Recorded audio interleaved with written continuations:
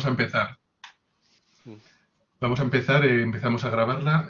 Buenas tardes a todos, muchas gracias por la asistencia. Hoy tenemos el placer y el honor de tener con nosotros a Adolfo García Sastre.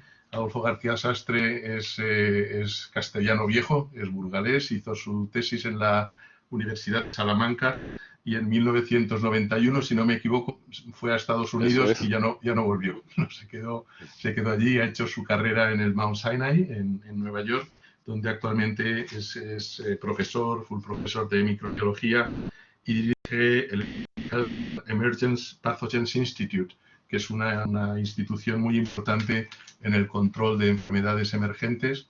Es un gran experto, sobre todo en virus respiratorios. Su trabajo en gripe es de los más conocidos, uno de los centros de referencia y de excelencia en gripe. Como tantos otros, pues ha sido reclutado en plena pandemia de COVID-19 y está realizando un enorme trabajo, ¿no? Que haya visto en PubMed, llevas entre tus 500 publicaciones, ya 27 son en COVID, ¿no? Tanto aspectos clínicos como en fármacos y vacunas, que es de lo que nos va a hablar hoy. Yo quería resaltar tres cosas de Adolfo, que no vienen en Wikipedia, ¿no? Que son, la primera es que yo creo que fuiste con Peter Palese uno de los primeros en resucitar un virus, ¿no?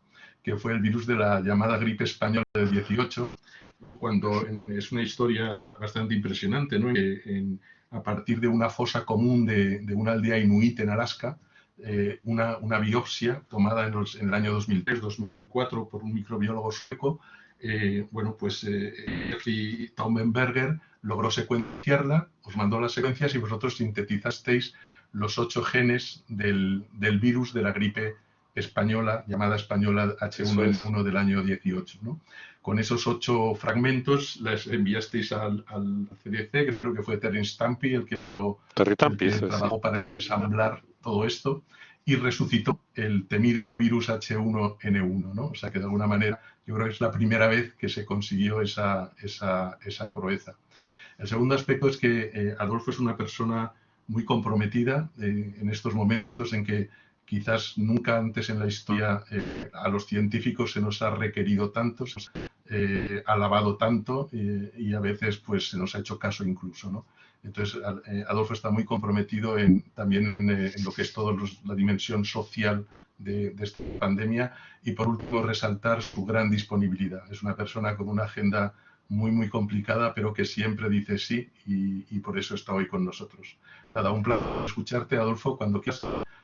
A los demás, por favor, poner el micrófono en mute, en cerrado, para reverberación. Adolfo.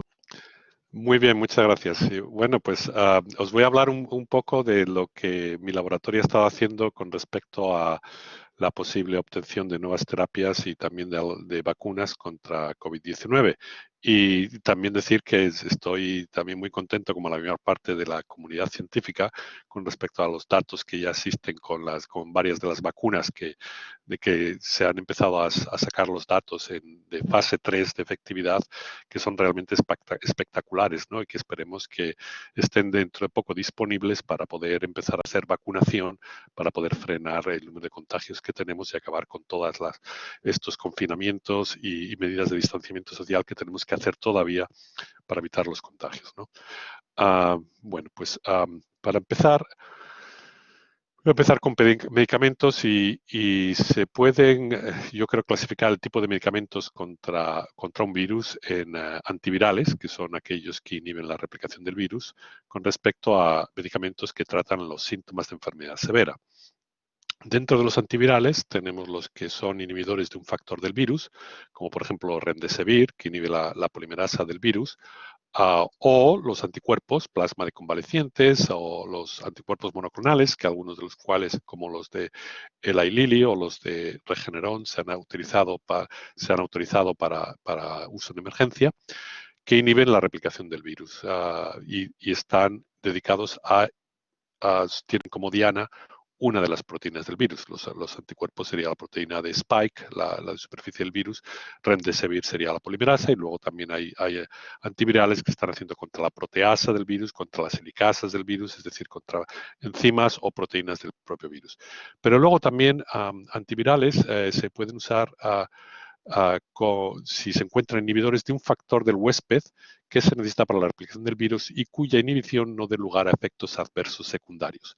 Esto quizá es menos normal de lo que se ha sido hasta ahora el uso de antivirales, la búsqueda de antivirales, pero es algo que está recibiendo más atención, sobre todo porque tiene la posibilidad de generar menos resistencia en general, y luego tiene la posibilidad de poder encontrar uno de estos inhibidores dentro de la farmacopea que existe en estos momentos, de todos los fármacos que se están usando en humanos para distintas indicaciones o que se han usado en ensayos clínicos y que sabemos un poco sobre su toxicidad y cómo se distribuye una vez que se administran en la persona humana, ¿no? Luego, es lo que voy a hablar fundamentalmente, antivirales inhibidores de un factor del huésped, pero también hay que tener en cuenta que otro de los medicamentos que pueden contribuir a mejorar mucho la enfermedad, sobre todo la enfermedad severa, son aquellos que son contra síntomas de enfermedad severa, como la dexametasona, o anticoagulantes, que quizá no son el 100% efectivos, pero pueden reducir la mortalidad. Y en el momento ya uno que tiene una enfermedad severa, un paciente con enfermedad severa, la replicación del virus ya no es tan importante, lo más importante es acabar con la patología de la respuesta que está causando esa enfermedad severa, y por eso es también importante tener esos medicamentos dentro de nuestro armamentario. Bueno, pues lo que está trabajando sobre todo ha sido en reposicionamiento de drogas contra SARS-CoV-2, drogas conocidas, ¿no? ¿Cómo hemos actuado en ese aspecto? ¿Qué tipo de estrategia hemos usado? Pues hemos estado colaborando con grupos para encontrar posibles antivirales, pero basados también en el conocimiento de la biología del virus. Entonces, basándonos en los medicamentos que existen ya probados en humanos con toxicidad y farmacocinética conocida, realizar predicciones sobre cuáles de ellos es más fácil que dé lugar a inhibición de la replicación del virus. Y hablaré cómo hacemos estas predicciones. Y entonces reducir este número a un número más pequeño que nos permite probarlos rápidamente para inhibición de replicación en células de cultivo, y si funcionan para inhibición de la replicación, llevarlos a modelos de animales para ver si hacen impacto in vivo, o incluso, como muchos de ellos están ya aprobados para su uso en humanos para otras indicaciones, pueden pasar directamente a ensayos clínicos para ver si dan un impacto también en la enfermedad de SARS-CoV-2. Y las primeras predicciones que hicimos están basadas en el interactoma virus huésped, que lo hemos usado como una guía para la búsqueda de antivirales. Para eso hemos colaborado con Nevan Krogan en la Universidad de San Francisco. Y lo que Nevan hizo muy rápidamente es, desde el momento en que se supo la secuencia del virus, del SARS-CoV-2, clonó los distintos genes para producir individualmente las distintas proteínas codificadas por el virus, y las expresó en células humanas y determinó, mediante inmunoprecipitación y espectrometría de masas, qué células del huésped están interaccionando con cada una de las 29 proteínas del virus. Y con eso construyó un mapa de interactoma, que es este que veis aquí, que lo único que veis son puntitos rojos, que son cada una de las proteínas están rodeadas por una constelación de factores del huésped que interaccionan con estas proteínas. En total, 332 interacciones proteína-proteína. Y la hipótesis aquí es que la mayor parte de estas proteínas del huésped que tienen una interacción con la proteína del virus, que la razón por la que tiene esta interacción es porque el virus quiere usar esta proteína del huésped en su propio beneficio. Algunas va a ser por esto, algunas no, pero pensamos que hay un enriquecimiento de factores del huésped en este interactoma que se necesitan para la replicación del virus. Ahora, si da la casualidad de que existe una droga conocida para uno de estos factores del huésped que interacciona con la proteína viral, esa es la droga que vamos a probar a ver si tiene capacidad de inhibición de la proteína del virus. Y en total, de los 332 proteínas, 69 tienen drogas conocidas que inhiben la actividad de esta proteína del huésped. Y para ello hemos colaborado con Kevan y con Brian, que son químicos bioinformáticos que han hecho ahora, basadas en las proteínas del interactoma, han buscado drogas conocidas dentro del armamentario que existe de drogas en humanos que inhiben una de la actividad de esta proteína del huésped. Con eso han identificado 97 drogas, que son las 97 que hemos probado en mi laboratorio y en colaboración también con el laboratorio del Instituto Pasteur. Chris White ha sido la persona en mi laboratorio que ha realizado la mayor parte de estos experimentos, junto con Lisa, Elena y Romel. Y el ensayo que usamos de actividad antiviral es un ensayo en BSL-3 que está basado en poner células que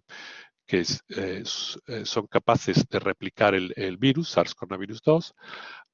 Usamos al principio Vero6, ahora estamos también usando células humanas, pero al principio estas son las células que eran las mejores para tener replicación del virus y por eso es por las que las usamos al principio.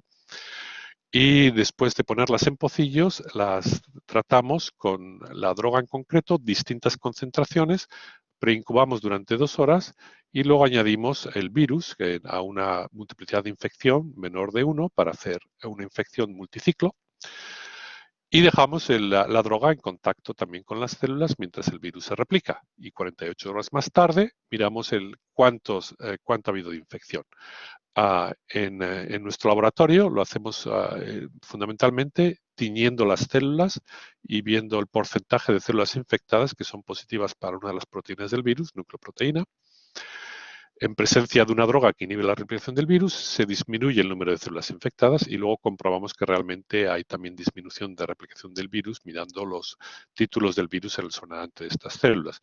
Y en el Instituto Pasteur, Olivier, Marco y Christophe han hecho ensayos parecidos, un poco distintos, con una multiplicidad de infección un poco más alta y en lugar de medir carga viral por porcentaje de células infectadas, lo han mirado por cantidad de RNA viral medido por RT-PCR. Y también de nuevo comprueban si existe una disminución de virus en el sonante mediante un ensayo de placa. Esto es como funcionan los ensayos de placa. Es un virus que plaquea muy bien en células Vero, de tal modo que es fácil titularlo y es fácil saber cuál es el título que tiene en presencia y en ausencia de inhibidor. Y usando estos ensayos, pues hemos mirado la actividad de distintos inhibidores. Y estos son cómo funcionan estos ensayos. De nuevo, miramos el porcentaje de células infectadas. En presencia de una droga que no afecta a replicación, lo que vemos es que el porcentaje de células infectadas, según aumentamos la concentración de la droga, sigue siendo el mismo. Entonces, esto es una droga que no afecta a la replicación. Hacemos a la vez, en paralelo, un ensayo de citotoxicidad para ver si la droga tiene efecto citotóxico. Esto es en una droga que no afecta a replicación y no tiene efecto citotóxico. Lo que estamos interesados es en drogas como esta, droga 2, que da lugar a una disminución de la replicación que depende de la dosis.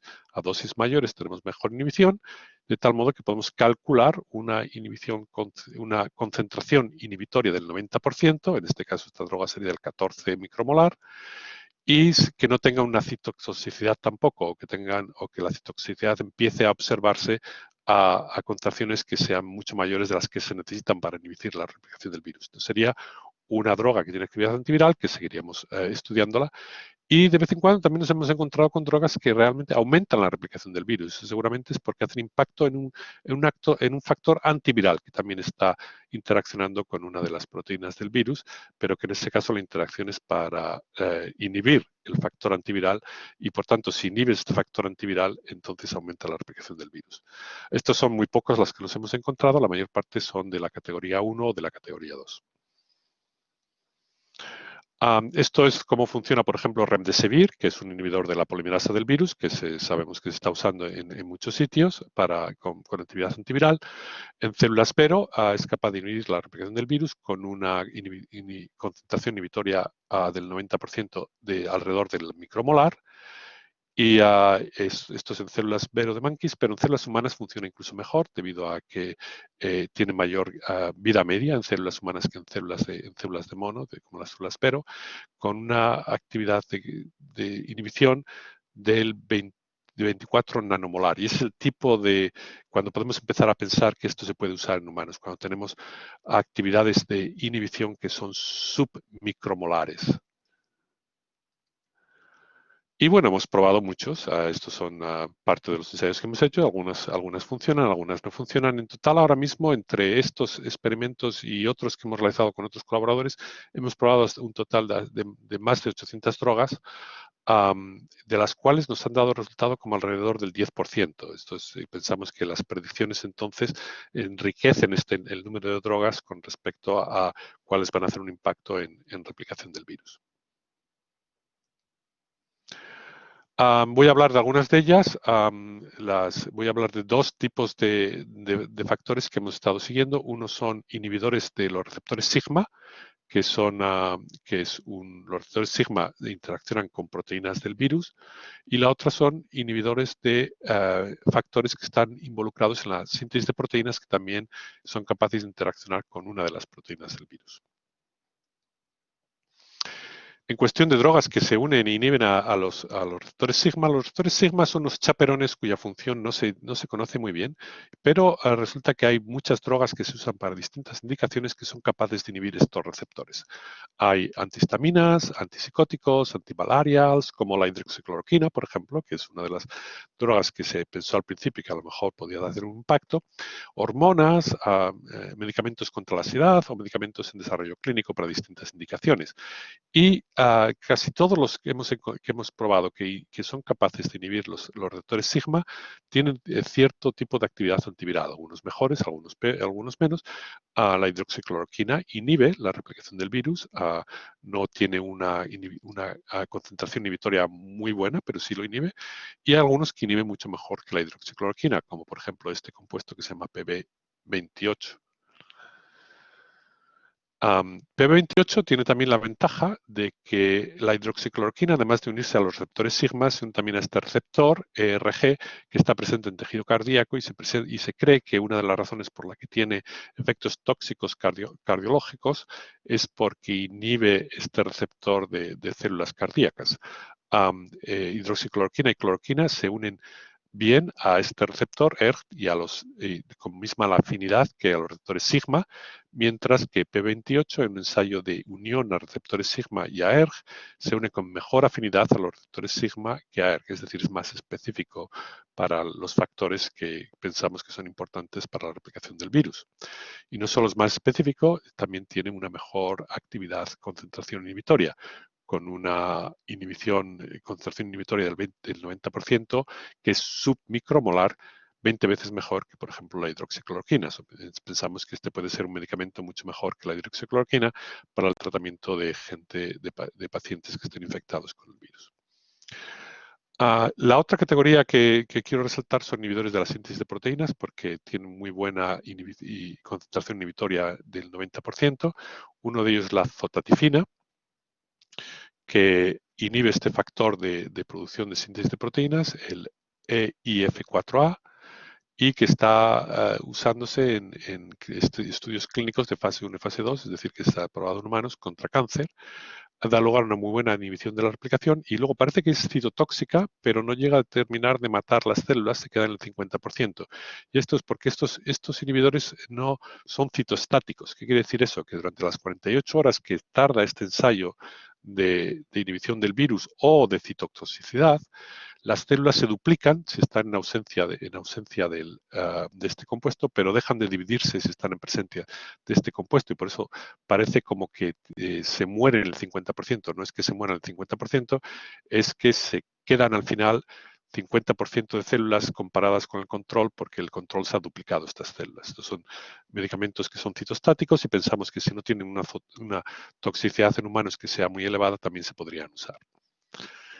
Y entre ellos, uno de los más prometedores que hemos encontrado es este compuesto que se llama plitidepsina, que inhibe otro factor involucrado en síntesis de proteínas, que tiene una actividad antiviral de concentración inhibitoria del 90%, que es nanomolar y que es mucho mejor que la Remdesivir comparado en células de monos. Ya había dicho que Remdesivir no funciona muy bien, pero también es mucho mejor en células humanas, porque Remdesivir tiene una concentración inhibitoria en células humanas de 20 nanomolar, mientras que plitidepsina sigue teniendo una concentración alrededor de 1 nanomolar.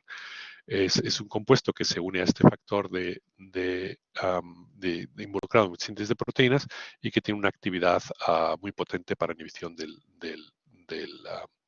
SARS-CoV-2.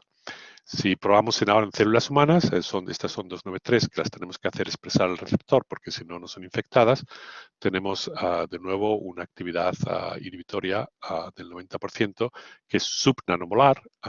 Remdesivir es mucho más alta, alrededor de 20 veces más alta, y lo bueno es que ya está aprobada para sus humanos, está aprobada para el tratamiento de mieloma múltiple en Australia y está siendo usada en ensayos clínicos fase 1 en pacientes con COVID-19 en España por la compañía PharmaMar, que ya han terminado estos ensayos clínicos y están a punto de mandar una publicación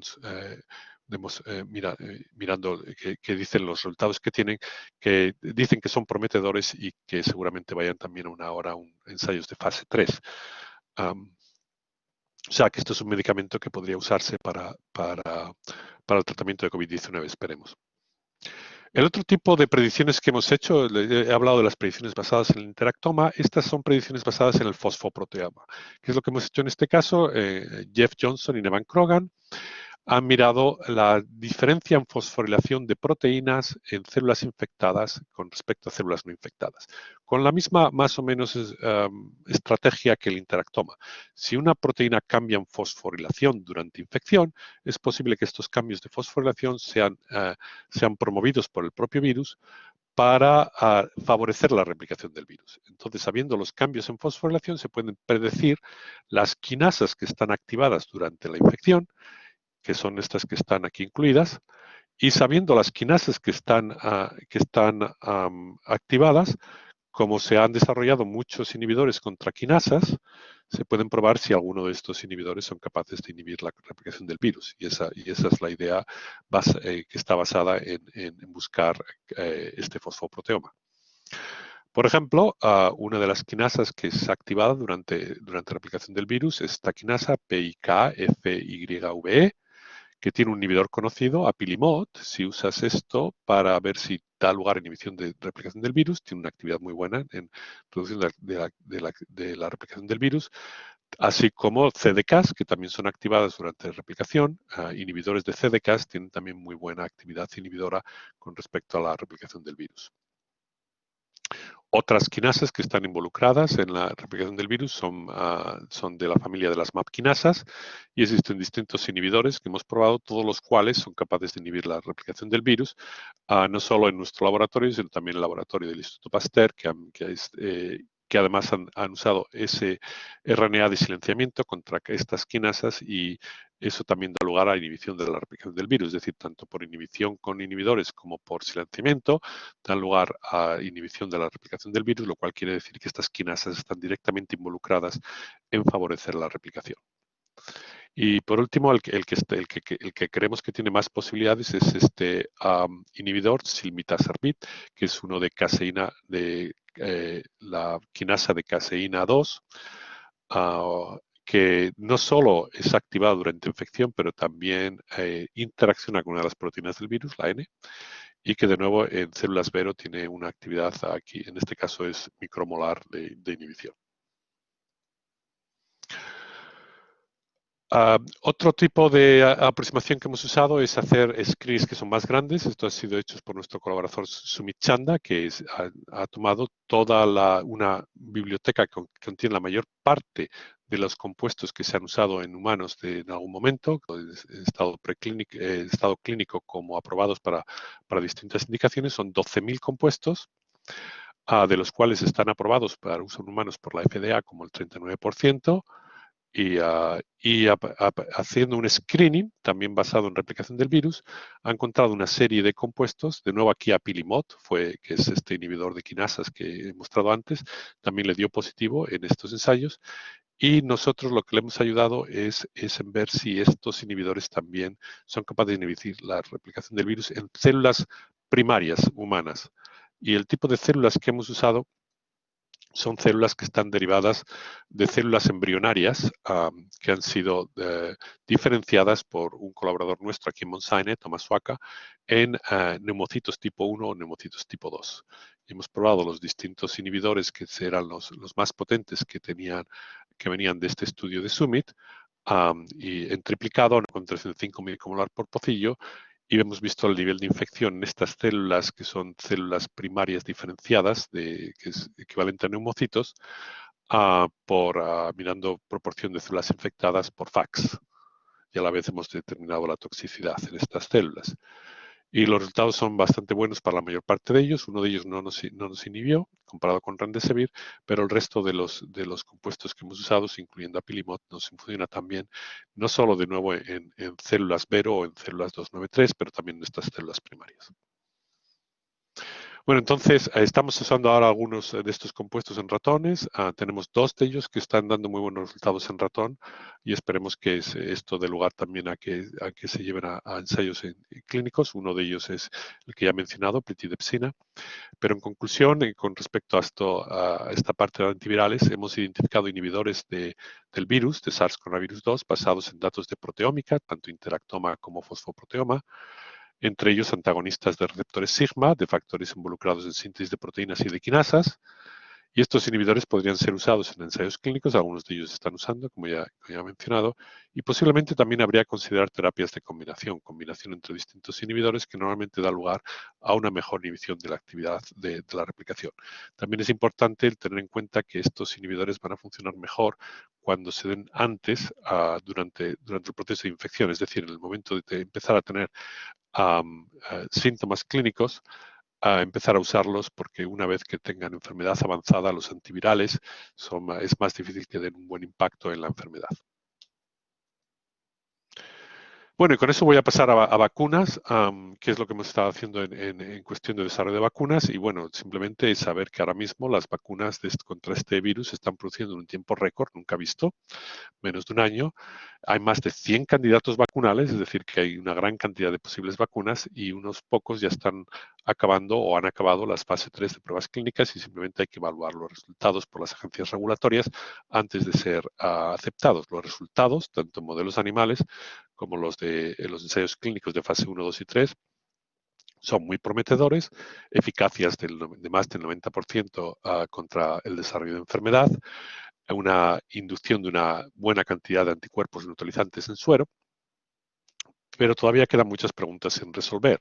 No sabemos todavía cuál es el nivel de anticuerpos que correlaciona con protección, tanto contra infección como contra enfermedad. Es posible que estas vacunas protejan contra enfermedad, pero no tanto contra infección. Eso no sería muy problemático a la hora de usarlas, pero es algo que tendríamos que tener en consideración, porque eso querría decir que los vacunados todavía pueden ser contagiosos, a pesar de que no sean capaces de desarrollar enfermedad. Se requiere inmunidad mucosal para la efectividad. La mayor parte de estas vacunas son intramusculares, entonces no van a inducir una buena inmunidad en la mucosa respiratoria. ¿Cuánto dura la inmunidad? Todavía no lo sabemos. Esperemos que sea de larga duración, pero no lo sabemos. Una cosa que va a ser difícil es probar las vacunas que no están avanzadas cuando las primeras se aprueben. ¿Cómo se va a hacer eso? Eso logísticamente es un poco difícil. Y también importante cómo y dónde producir las dosis requeridas, cómo administrarlas rápidamente, cuestiones de logística, a qué grupos administrar la vacuna primero, eso hay que tenerlo bien claro a la hora de empezar a implementar vacunación. Y por último, ¿se va a vacunar todo el mundo si se disponen de las dosis necesarias? ¿O la gente no va a querer vacunarse? Esperemos que la gente se vacune, pero eso es algo que todavía no sabemos con toda seguridad. Ya que tener en cuenta que si la mayor parte de las vacunas necesitan 2 dosis para proteger, se van a necesitar 16.000 millones de dosis para proteger a los habitantes de este planeta. Es decir, es una gran cantidad de dosis que es muy difícil de producir incluso en un año. Nosotros estamos en una plataforma que está basada en un vector vacunal vírico, el vector del virus de la enfermedad de Newcastle. ¿Y por qué pensamos que este virus es interesante? Bueno, es un virus que es de pollo, que puede dar lugar a una enfermedad fatal en pollos, pero que existen vacunas que están basados en virus atenuados que se usan contra esta enfermedad en pollos. Estas vacunas atenuadas son nuestro vector vacunal para usar en humanos. Se ha usado en humanos ya, se ha administrado a humanos porque tiene actividad oncolítica, es decir, que si se inyecta en tumores o si se inyecta de un modo intravenoso, contribuye a una respuesta antitumoral y, por tanto, a través de ensayos clínicos en humanos se sabe que no da lugar a efectos adversos. Es un vector que no es tóxico en humanos.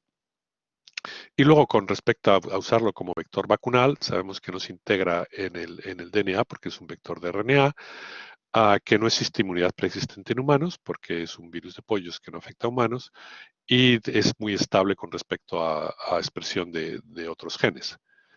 Entonces, de nuevo, las mejores ventajas que pensamos que este vector puede tener es que no existe inmunidad preexistente en humanos contra este vector, lo cual no es el caso en algunas de las vacunas que están usando, como algunos de los adenovirus que se están usando como vectores vacunales, no todos, pero algunos.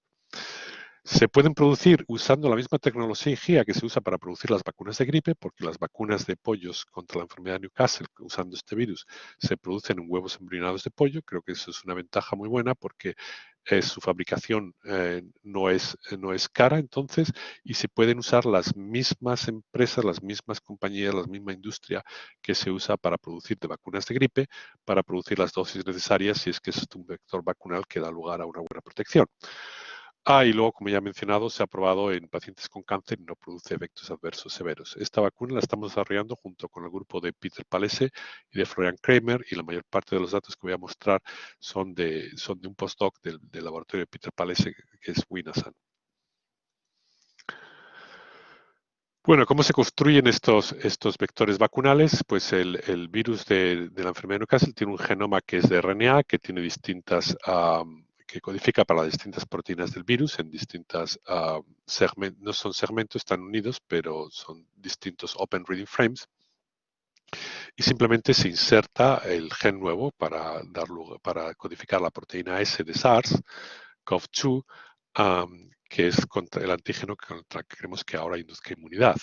Lo rescatamos mediante técnicas de genética reversa que involucran una transfección de plásmido que codifica para el genoma del virus junto con codifican para las proteínas que son capaces de amplificar este genoma.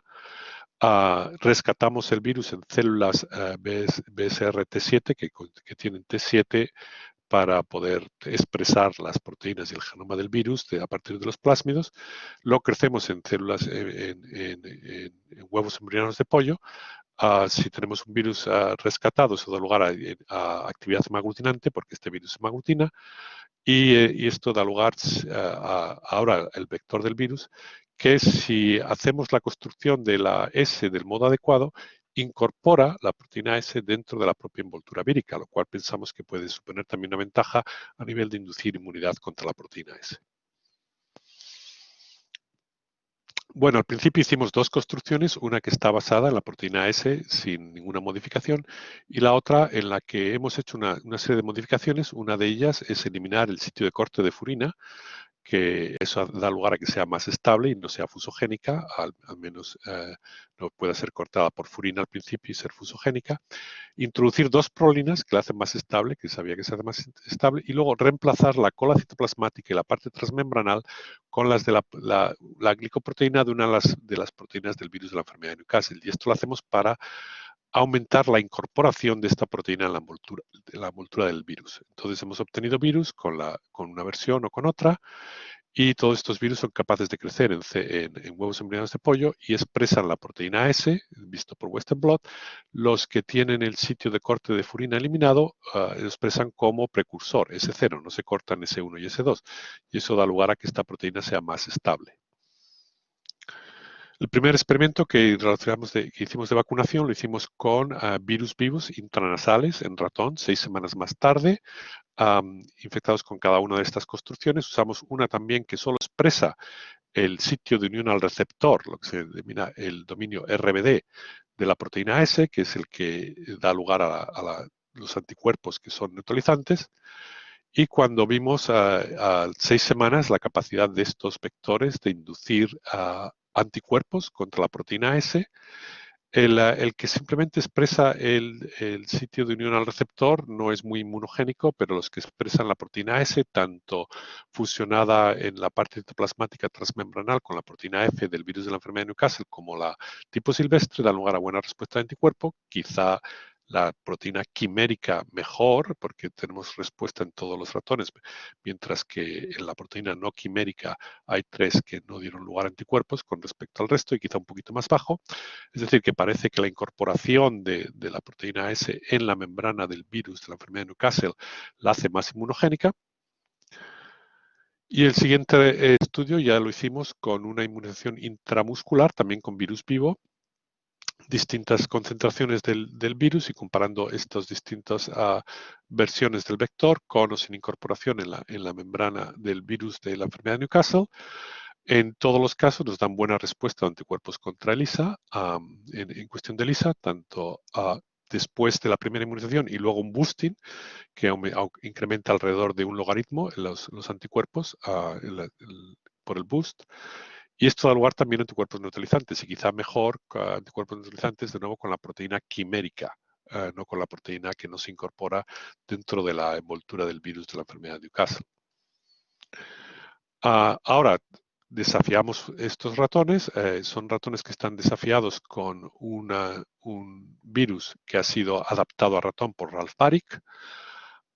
Y en ese caso todos los ratones infectados fueron capaces de contener replicación del virus y no se detectan virus a los 4 días después del desafío. Lo mismo que si se hace teñido de los pulmones de estos ratones, en los que están inmunizados con vector, hay replicación del virus, vector vacío, replicación del virus, células infectadas en pulmón. Los que están inmunizados con los vectores vacunales, no hay replicación del virus, no hay señales de células infectadas al día 4 comparado con los controles. Parece que funciona bien. Y luego, volviendo a la inmunización intranasal que había mencionado antes, también hemos hecho un boost, de nuevo intranasalmente, y en este caso estos eran ratones que los hemos hecho susceptibles a replicación con SARS-CoV-2 mediante la infección intranasal con un adenovirus que expresa el receptor AC2, la proteína AC2 humana, que da lugar a que los ratones, el pulmón, sea capaz ahora de poder replicar el SARS-CoV-2. Desafío ahora con SARS-CoV, de nuevo los mismos vectores vacunales que usamos antes. De nuevo, por tanto intramuscular como intranasal, tenemos buenas inducción de anticuerpos, sobre todo con la proteína quimérica, más que con la proteína que nos incorpora en la envoltura del virus. Y una vez que están desafiados, al día 2 y al día 5 tenemos buena inhibición de la replicación del virus comparado con el control y mejor que las proteínas quiméricas, mejor que las no quiméricas. Al día 5 no encontramos virus y en los controles todavía hay virus.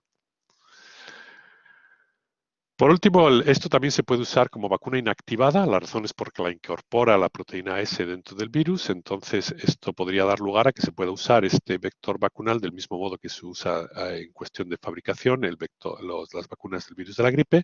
Se crecería el vector vacunal en huevos embrionados de pollo. Se obtienen a partir del núcleo antideo, se purifican los virus y se inactivan antes de ser usados para vacunación en humanos. Y esperemos que eso dé lugar a anticuerpos contra la proteína S de SARS-CoV-2 y por tanto a protección. Si usamos esta modalidad inactivada intramuscularmente en ratón y hemos comparado simplemente virus inactivados con virus inactivados en presencia de 2 adyuvantes, DOTAP o ADAVAX, estos adyuvantes están siendo usados ya en humanos para algunas vacunas. DOTAP es un adyuvante liposomal, ADAVAX es equivalente a MF59 y es una nanoemulsión, es agua. En todos los casos tenemos buena inducción de anticuerpos, sobre todo después del boost, pero si incluimos adyuvantes podemos obtener la misma cantidad de anticuerpos con 1 microgramo de antígeno que el que se obtiene con 10 microgramos de antígeno en ausencia de adyuvantes. Y con eso pensamos que con adyuvante entonces se pueden producir 10 veces más dosis que las que tendríamos sin adyuvante para obtener la misma cantidad de anticuerpos, al menos en ratón. Y de nuevo, si desafiamos estos ratones ahora con SARS-CoV-2, con el SARS-CoV-2 adaptado a ratón, Los que están inmunizados con adyuvantes o están todos protegidos, también los sin adyuvante, pero se puede obtener protección con simplemente 1 microgramo, incluso 0,2 microgramos de antígeno si usas adyuvante comparado con no usar adyuvante. Y por último, el vector vacunal que estamos ahora produciendo para llevar a fase 1 ha incorporado una optimización más, que es en lugar de tener 2 prolinas, que es lo que estabiliza la proteína S, incluyes 4 prolinas más. Las prolinas se han introducido por el grupo de Jason McLellan dentro de las hélices alfa de la proteína S, y eso es para evitar que tengan el cambio conformacional que ocurre durante la parte fusogénica, de tal modo que la proteína se hace mucho más estable al incorporar estas prolinas dentro de algunas de las alfa-hélices que tiene y que rompen las alfa-hélices, que se hacen más grandes todavía durante el cambio conformacional que se necesita para la fusión, de tal modo que hacen a la proteína más estable. Hemos ahora construido un vector que expresa esta proteína que la llamamos ExaPro porque tiene 6 prolinas, también tiene el sitio de furina modificado y de nuevo tiene esta proteína quimérica con la parte transmembranal citoplasmática derivada de la proteína F del virus de la enfermedad de Newcastle. Durante distintos pasajes seguimos viendo muy buena expresión de la proteína S de SARS-CoV-2. Incluso se puede ver por COMASI en virus purificados. Si vemos un virus purificado por COMASI del virus de la enfermedad de Newcastle, podemos visualizar las proteínas del virus, la proteína L, HN, N, P y M. El virus que expresa S tiene una banda adicional que está aquí.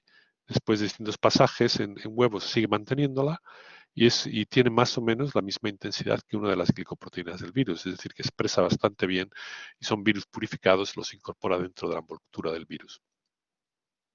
Si usamos estos ahora como vectores de inmunización y lo comparamos con la anterior, que tiene 2 prolinas en lugar de 6 prolinas, distintas concentraciones, intramuscular, el que tiene 6 prolinas tiene mejor respuesta de anticuerpo, por lo menos después de la primera dosis, que el que no tiene, el que tiene solo 2 prolinas. Es decir, que creemos que tenemos ahora un antígeno mucho más estable y es el que estamos ahora llevando para posibles ensayos de fase 1 en humanos.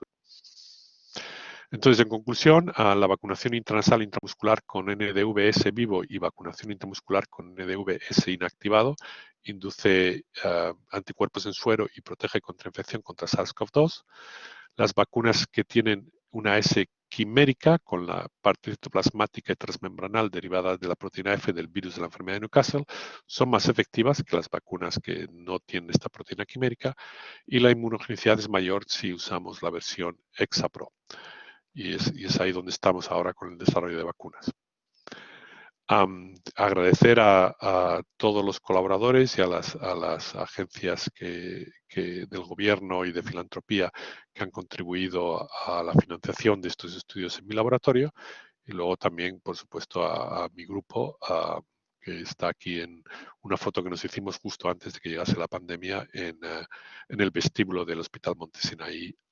Y de nuevo, tengo aquí representado a la vacuna que se están desarrollando en tiempo récord y que espero que hagan una gran diferencia con respecto a cómo estamos con esta pandemia. Todavía nos queda tiempo, hay que superar este invierno, pero esperemos que ya el próximo año empiece a haber gente vacunada y que dé lugar a que haya mucho menos problemas de los que hay ahora. Bueno, y con eso acabo aquí y tomo preguntas si es que tenéis alguna. Muchas gracias, Adolfo, por la excelente charla.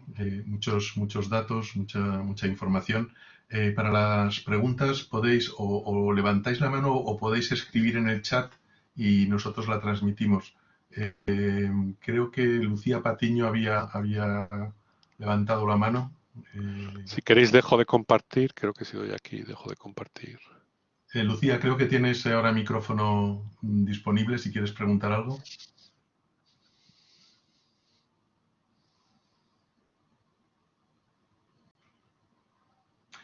No, bueno, mientras se anima, Adolfo, yo te quería preguntar respecto a la transmisión de los sujetos vacunados, ¿no? Una vez que se infectan.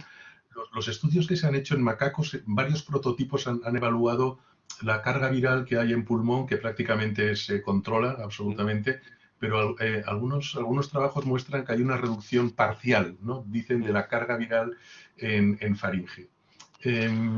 Esto en el modelo de macaco, además, que es un modelo un poquito especial, ¿tú crees que puede apuntar a que la vacunación, aunque permita una cierta replicación en la garganta, podría, digamos, también proteger de la transmisión? ¿O crees que se necesitan otros modelos, otros? Sí, bueno, eso al final está por ver que en los estudios en realmente las personas que han sido vacunadas, ¿no? Que es lo que nos va a decir exactamente qué es lo que está ocurriendo. Podemos proteger a lo mejor un modelo animal, pero más o menos por lo que se sabe de modelos animales, lo que se sabe también con gripe y protección contra gripe mediante anticuerpos en humanos, y lo que se sabe de COVID-19 en modelos de animales, es que es mucho más difícil proteger con anticuerpos sistémicos generados de un modo sistémico, que es lo que se miden fundamentalmente en sangre. Es mucho más difícil proteger la parte respiratoria alta. La parte respiratoria baja, como tiene buen intercambio de sangre, pues los anticuerpos de sangre llegan a pulmón también y están ahí presentes en el sitio donde pueden dar lugar a infección. Y se sabe que la enfermedad empieza cuando el virus llega a pulmón. Si el virus no llega a pulmón, no se desarrolla bien la enfermedad, puede todavía replicar en la parte respiratoria alta, pero causa síntomas muy leves. Entonces, se necesitan anticuerpos más elevados en suero para proteger la parte respiratoria alta. ¿Cuánto de elevados? No sabemos. Y luego, seguramente, y eso es debido a que no entendemos muy bien la respuesta de protección en la parte mucosa respiratoria alta, que depende fundamentalmente de IgA secretoria, no IgA simplemente, sino IgA, una forma de IgA que es dimérica y que se denomina secretoria y que es capaz de atravesar y depositarse en la mucosa respiratoria o en la mucosa intestinal. La capacidad de inducción que tienen de IgA secretoria las vacunas intramusculares es muy baja, de tal modo que ese tipo de inmunoglobulinas se obtienen en pocas cantidades con las vacunas intramusculares. Ahora, eso sí, si se tiene suficiente IgA y IgG en suero, también parte de ella es capaz de llegar a la parte respiratoria alta, pero todo depende de cuánto sea eso. Y entonces es fácil que las vacunas que hay ahora protejan bien contra enfermedad, pero no del todo contra replicación en la parte respiratoria alta. Ahora, la cuestión, ¿cuánto protegen? Da lugar a que haya mitad de días contagiosos, da lugar a una reducción, pero no completa, o da lugar a reducción completa si da lugar a anticuerpos altos. Eso todavía no se sabe, pero creo que es una pregunta secundaria. Es importante, pero no tan importante como para poder contener los casos de enfermedad severa, porque si las vacunas no funcionan para prevenir el contagio, pero previenen enfermedad severa, siguen siendo igual de efectivas para poder eliminar el problema que existe ahora mismo. Sí, hay dos preguntas sobre vuestro modelo de Newcastle. Uno es, si es un virus sin patología en humanos, pregunta José Miguel, ¿por qué usarlo atenuado en lugar de usarlo como virus vivo? Y la otra pregunta es, Belén de Andrés, si habéis tratado en ese modelo de Newcastle la inmunidad celular, no solo la humoral. Ajá, sí. En cuestión de la primera pregunta, los virus atenuados que usamos son virus atenuados en pollo. Están basados en cepas circulantes que son atenuadas en pollo. Y la razón por la que usamos virus atenuados en pollo es porque no queremos que se nos escapen estos virus y puedan infectar a pollos y den lugar a una epidemia en pollos, ¿no? Entonces, nos preocupan más los pollos en este aspecto que lo que pueda pasar en humanos, que parece que no es, sí que da lugar a una patología en humanos que es suave, que hay humanos que desarrollan conjuntivitis suave con este virus, entonces no podemos excluir que pueda dar lugar a conjuntivitis, sobre todo si lo usamos vivo en humanos no inactivado de modo intranasal, pero al menos no da lugar a síntomas adversos muy severos, ¿no? Y luego la segunda pregunta era de... Inmunidad celular, la inmunidad celular. Inmunidad celular, sí. Con COVID-19 no lo hemos hecho. Con otros antígenos vacunales que hemos probado anteriormente con el virus de la enfermedad de Newcastle, sí sí que lo hemos medido. Tenemos vectores que están basados, por ejemplo, en proteína GAG del virus del SIDA, que son capaces de dar lugar a una respuesta tanto de CD8 como de CD4. Las de CD8 es interferón gamma, TNF-alfa y IL-2, interleuquina 2, o sea, una buena inmunidad TH1 y contra estos epítopos, pero todavía no lo hemos probado en cuestión suponemos que sí. No vemos por qué va a ser distinto si usamos un distinto antígeno, pero no lo hemos probado con COVID-19 todavía. Sí, Ana Terregosa te pregunta tu opinión sobre el Remdesivir, que hay un poco resultados un poco contradictorios según los trabajos, ¿no? ¿Cuál sería realmente el papel que jugaría en el tratamiento? Sí, Remdesivir lo que está publicado es un trabajo que es realmente un ensayo clínico con placebo, ¿no? Y en ese ensayo clínico dio cierta eficacia y empezó a usarse desde el momento de hospitalización en ese estudio, ¿no? Pero los otros estudios que están publicados, que están basados más en el uso de Remdesivir y comparar mortalidad y enfermedad severa o intubación en gente que fue tratada con Remdesivir y no, la mayor parte del tratamiento que se ha hecho con Remdesivir son con pacientes que ya tienen enfermedad severa. Y yo creo que cuando se va con un antiviral a pacientes que tienen enfermedad severa es muy difícil hacer un impacto. Es decir, el Remdesivir creo que funcionaría muy bien si se pudiera aplicar en el momento en que empiezas a tener síntomas leves.